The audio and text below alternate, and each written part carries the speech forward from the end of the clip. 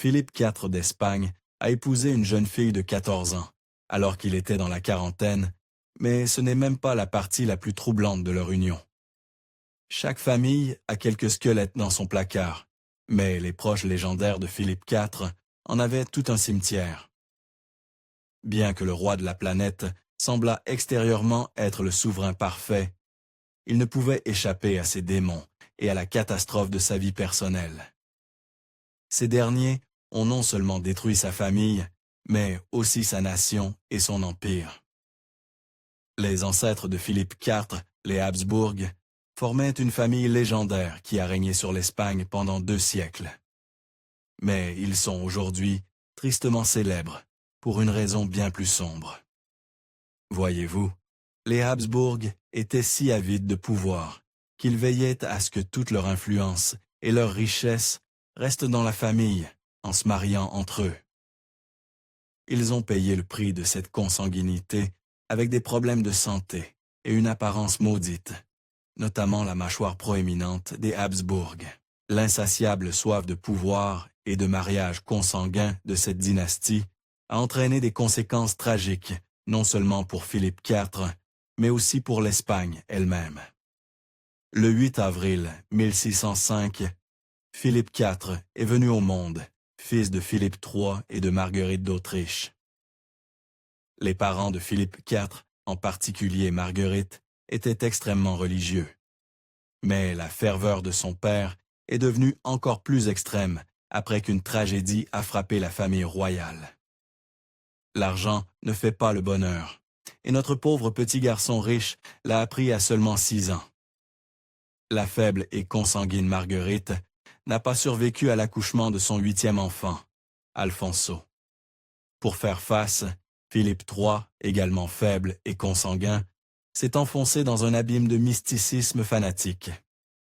Par conséquent, Philippe IV a grandi dans une prison dorée de moines, de leçons interminables et sans aucune liberté. Des intrigants aux motifs cachés ont vu l'opportunité et ont sauté sur l'occasion.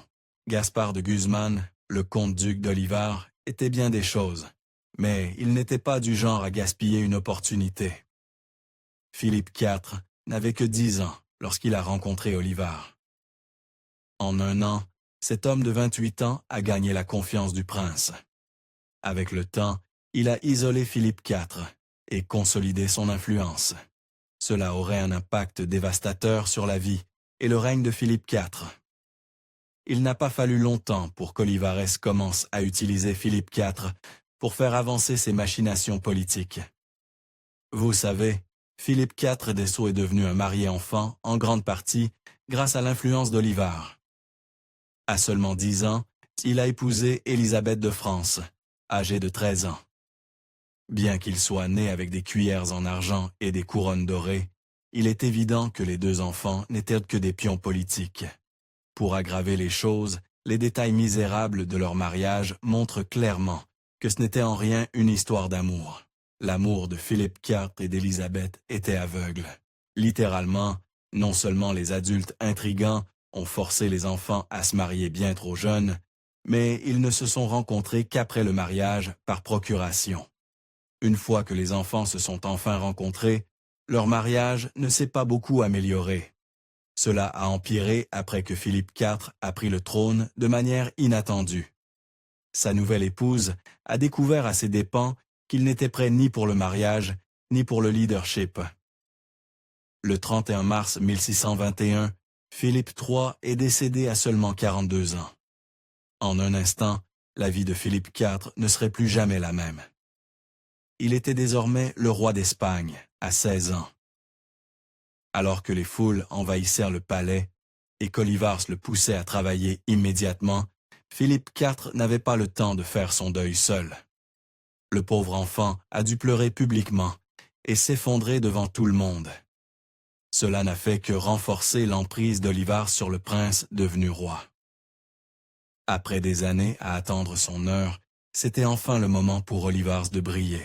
Philippe IV était peut-être officiellement le roi d'Espagne, mais c'était Olivars qui tirait les ficelles.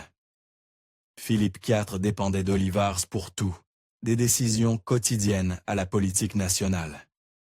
Mais Olivar ne se contentait pas de cette immense influence qu'il avait déjà sur Philippe IV. Il voulait s'assurer d'être la seule voix qui comptait. Que la manipulation commence. Le marionnettiste a attisé les flammes de la paranoïa chez sa marionnette. Olivares a manipulé Philippe IV pour qu'il se méfie de tout le monde, sauf des sbires approuvés par Olivars, bien sûr. Cela incluait même la propre famille du roi, en particulier ses frères. Olivars voyait même une ennemie en Élisabeth, qui était plus volontaire que son mari. Craignant l'influence de la reine, il a poussé Philippe IV sur le chemin du péché et de la trahison pour détruire leur mariage. D'accord, Philippe IV n'était pas naturellement le mari le plus fidèle, mais Olivars a rendu les choses bien pires. L'aviseur a créé et maintenu un réseau national uniquement pour repérer des maîtresses. Chaque fois qu'une actrice prometteuse apparaissait sur la scène théâtrale, un des agents d'Olivars l'envoyait rencontrer le roi. On peut comprendre qu'Élisabeth n'était pas ravie, mais elle devrait attendre le moment parfait pour riposter. Et si cela la consolait, Philippe IV traitait ses maîtresses encore plus mal. Dans d'autres pays, les maîtresses astucieuses pouvaient s'emparer d'un pouvoir politique et social. Mais l'Espagne n'était pas comme les autres pays. Les maîtresses forcées de Philippe IV n'étaient rien de plus que des jouets jetables. Il ne fallait pas longtemps pour que le roi se lasse de ses concubines et les mette de côté sans réfléchir. Malheureusement, ses maîtresses connaissaient un sort horrible par la suite. Après qu'il décidait de mettre fin à la relation, la femme devait se retirer dans un couvent pour le reste de ses jours. Bien sûr, beaucoup ne voulaient pas de ses pas abandonner leur vie pour une brève liaison. Mais Philippe IV ne comprenait pas et allait trop loin dans ses avances. Lors d'une poursuite, une femme a dû s'enfermer dans une pièce et lui dire désespérément « Non, non, sire, je ne veux pas devenir nonne. » Philippe IV était peut-être autrefois un prince, mais il n'était pas un prince charmant. Et la pauvre Élisabeth le savait mieux que quiconque. L'ignorance est un bonheur, mais Élisabeth ne le saurait jamais. Leur mariage, brisé par l'infidélité et les filles mortes en bas âge, était encore plus faible que ses gènes consanguins. Qui pourrait blâmer une fille d'avoir soi-disant suivi l'exemple de Philippe IV et d'avoir également cherché hors du mariage? Toute cette jalousie, cet égo et cette possessivité ont culminé lors de son 17e anniversaire, qui n'avait rien de doux. Madrid, au printemps 1622, était euphorique grâce aux innombrables événements célébrant le 17e anniversaire de Philippe IV. Le comte de Via Medina a organisé l'un d'eux, une représentation théâtrale dédiée au roi dans sa villa. Philippe IV était assis au premier rang avec ses frères et sœurs, tandis qu'Élisabeth était derrière la scène. Tout semblait normal, jusqu'à ce qu'un rideau prenne feu. En quelques instants, les flammes ont engulfé tout le lieu. Alors que les spectateurs fuyaient, le roi a réalisé quelque chose de glaçant. Sa reine était introuvable. Philippe IV a craint le pire lorsque sa recherche frénétique a échoué. Finalement, dans le jardin dense entourant le théâtre, ou ce qu'il en restait, il a trouvé Élisabeth. Elle s'était évanouie, mais était autrement vivante et en bonne santé. Cependant, Philippe IV a trouvé un autre problème. Le comte de Via Medina tenait son corps presque inconscient dans ses bras. Les flammes n'étaient pas la seule chose à éclater cette nuit-là. Scandale, chuchotements et commérages ont suivi. Son 17e anniversaire a tourné au vinaigre à cause des conspirations. Les commérages spéculaient que le comte avait orchestré l'incendie, non pas pour mettre fin à la vie du roi, mais pour obtenir le crédit d'avoir sauvé la vie de la reine. Après tout, quoi de plus romantique et grandiose qu'un héros tenant l'héroïne après l'avoir sauvée? On ne sait pas si ces rumeurs sont vraies, mais elles sont sans doute parvenues aux oreilles du roi. Et disons simplement que Philippe IV n'a pas bien réagi. 4 mois après l'incendie, un arbalétrier a tendu une embuscade au comte et l'a tué. Le comte était populaire dans la haute société espagnole, donc sa mort clairement préméditée a déclenché un autre scandale. Tout le monde croyait que Philippe IV était responsable, mais il s'en est tiré sans conséquence. Pour l'instant, du moins, le roi était intouchable, et sa réputation le reflétait. Philippe IV jouissait d'une réputation éclatante malgré ses nombreuses maîtresses, ses luxes et ses scandales. Bien qu'il causât constamment des troubles, le roi était étonnamment impassible en public, au point que beaucoup le comparaient à une statue, une sculpture qui, selon la rumeur, n'aurait ri publiquement qu'à 3 occasions. C'étaient en réalité d'énormes compliments et des victoires pour son image. Les Espagnols aimaient le stoïcisme chez les rois, mais Philippe IV ne pouvait être plus différent en privé. Derrière les portes closes, il était vif, spirituel et obsédé par l'art. Il était même l'un des plus grands mécènes artistiques du pays. Mais Philippe IV avait aussi un côté plus sombre. Il n'était pas seulement paresseux et incompétent. Il était accro au plaisir. Olivars lui servait pratiquement des maîtresses sur un plateau, et il ne pouvait pas résister. Mais le roi n'était pas celui qui payait le prix de son défaut fatal. Il y a des choses que l'argent ne peut pas acheter. Philippe IV et Élisabeth ont eu du mal à produire un fils, encore moins un héritier et un autre en réserve. Leurs 4 premiers enfants, toutes des filles, n'ont pas survécu à la petite enfance. En revanche, Philippe IV a engendré au moins 30 enfants illégitimes avec ses innombrables maîtresses. Philippe IV avait trop de maîtresses pour les nommer, mais il n'y en avait qu'une, Maria Inés Calderón. En 1727, un des agents d'Olivars a organisé une représentation mettant en vedette l'actrice adolescente pour le roi. Ce fut le coup de foudre. Peu après, Maria est devenue la maîtresse préférée de Philippe IV, mais tous ces cadeaux extravagants pâlissaient en comparaison de la manière la plus audacieuse dont le roi montrait son favoritisme. Le 17 avril 1629, Maria a donné naissance à leur fils, Juan José. Ce bébé aurait fini comme les dizaines d'autres enfants illégitimes non reconnus de Philippe IV. Mais cette fois, il est intervenu. Le roi a donné à Juan le titre de Sérénissime Altesse et l'éducation d'un prince.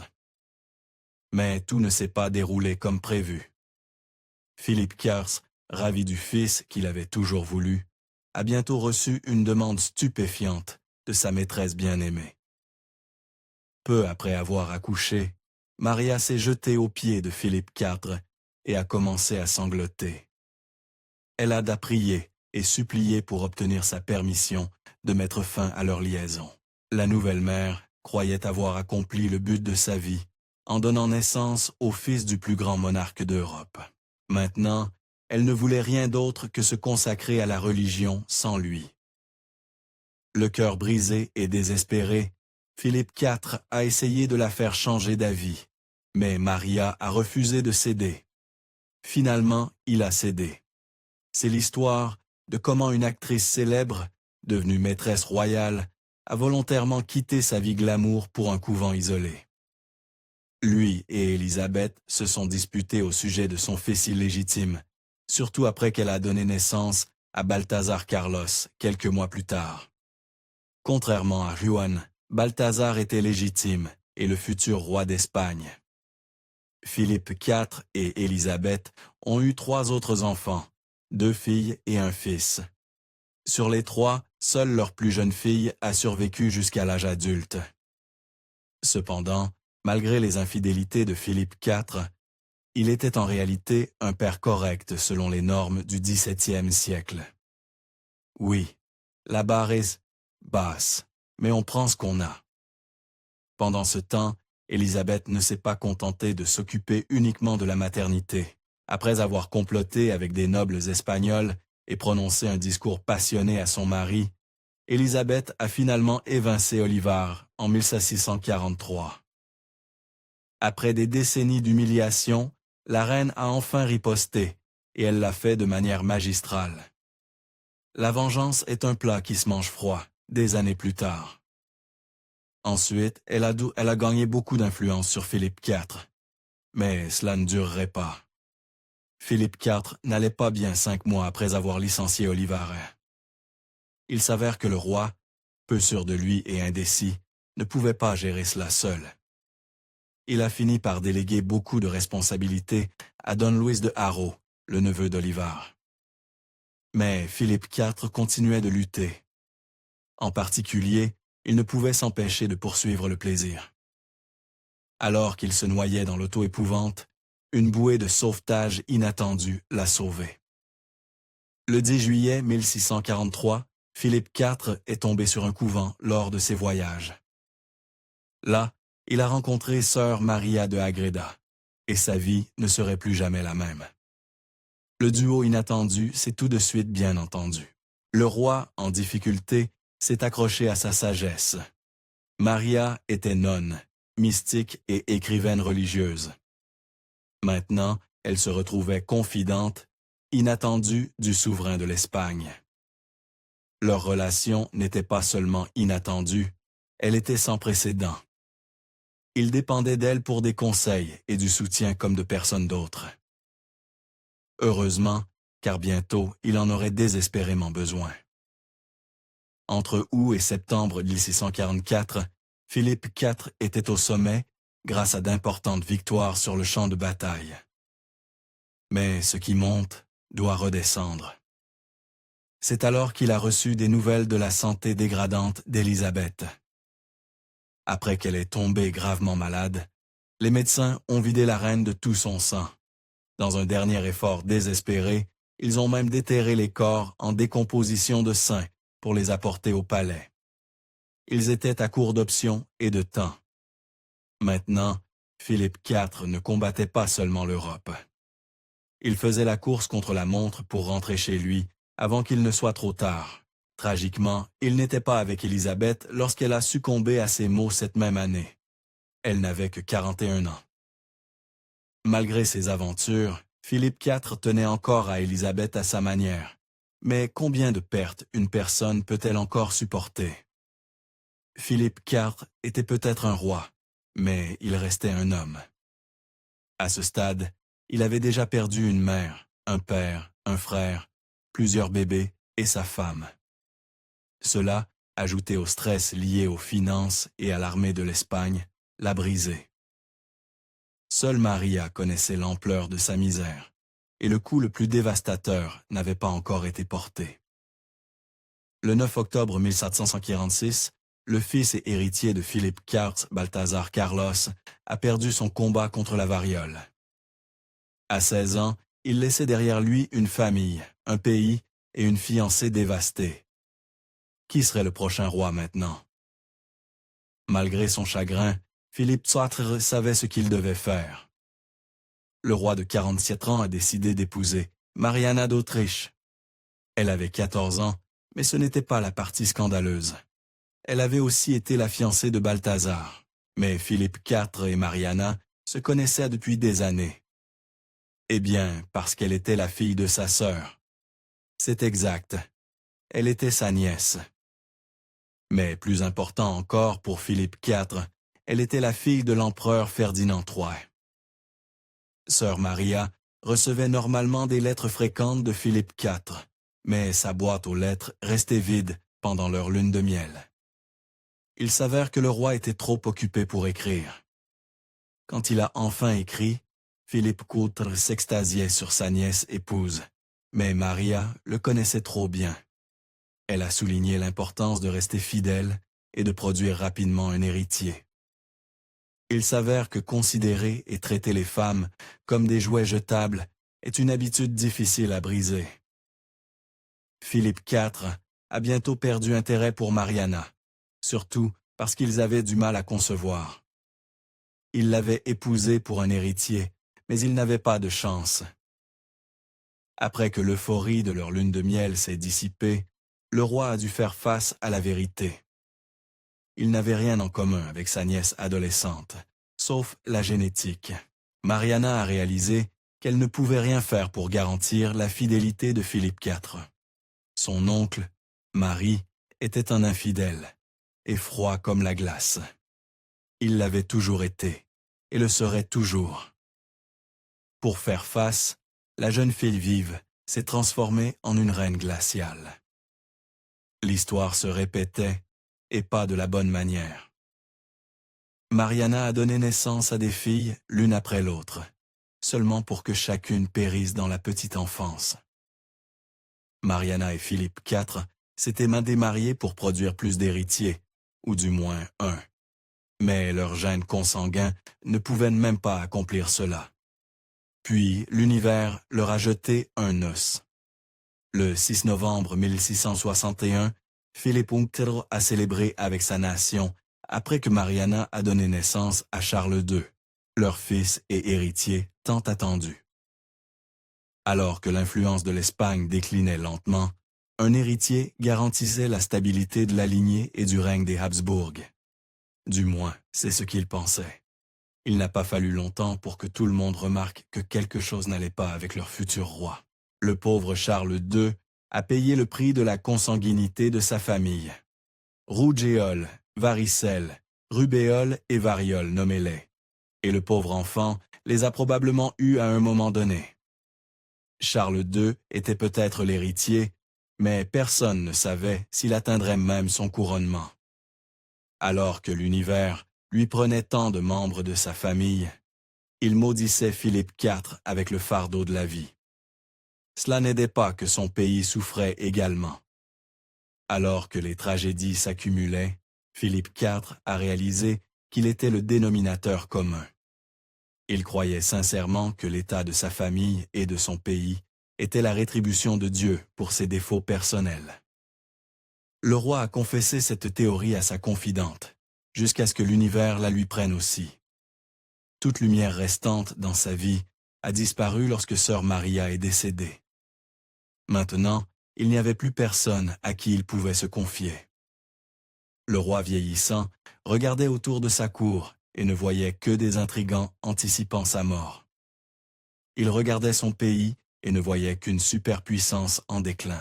Un jour, Mariana a réalisé que les serviteurs n'apportaient plus de douceur à sa table depuis des jours et a exigé de savoir pourquoi.